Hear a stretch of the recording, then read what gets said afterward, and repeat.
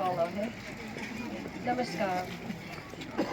Last week, a tragedy occurred in a small town in Kansas.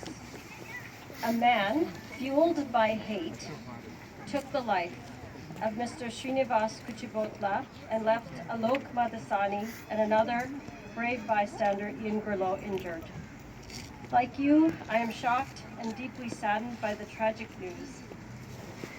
And I know all of us offer our deepest condolences to family, friends, co-workers of Mr. Kuchibotla, and also pray for the continual recovery of Mr. Madasani and Mr. Gurlo. In a time when hateful rhetoric and acts of violence against immigrants and minorities have become all too common, we must stand together in solidarity with one another. So I just want to thank you today for being here, for standing together.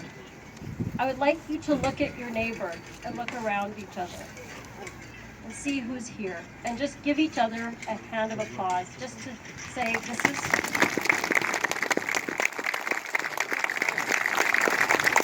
what it takes. America is a land of immigrants. I see a sign right there. I'm an immigrant, and I am the daughter of immigrants. And when I grew up, I, like many of you, experienced people who did not necessarily appreciate that I was different. And I was bullied. We're not unfamiliar with that, right? I mean, we know what that's like. This is not new. In 1970, people were throwing rocks at my mom's car when I was growing up, and I was bullied in school because I was different. And all of us have stories like that. And now there's a bully in the White House. And we're feeling a little bullied by that guy, right? And by people that surround him. Well, how do you stand up to that? You do it together and with people. And there were people who did not look like me that supported me when that was happening to me. And I looked at, how do we talk to our kids about this? How do we explain to our future generation what this is about? Right? Because that's important. What I noticed when I was watching my parents is this type of action and activity makes us want to shrink.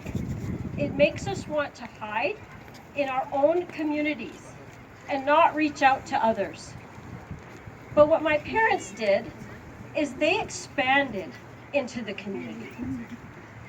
My mom taught classes about India. My dad, a physician, shared his knowledge with the community.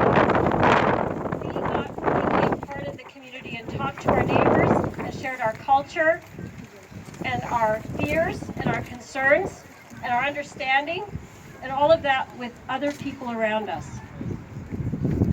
Talk to your neighbors. Talk to Republicans. Talk to people who don't know about you and your culture, and share with them the richness of your culture, the beauty and the love, because you know what? That's where it starts. And that's the example that we can give to our kids. America is, thank you. Everything we hear about how we make change starts at the grassroots level, right? It starts with each of us and our hearts. This is the promise of our nation.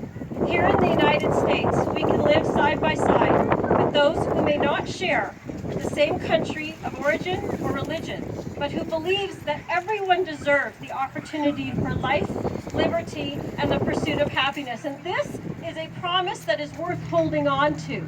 This is a promise that is worth sharing with our kids and our future generation. This is a promise that is worth sharing with our neighbors.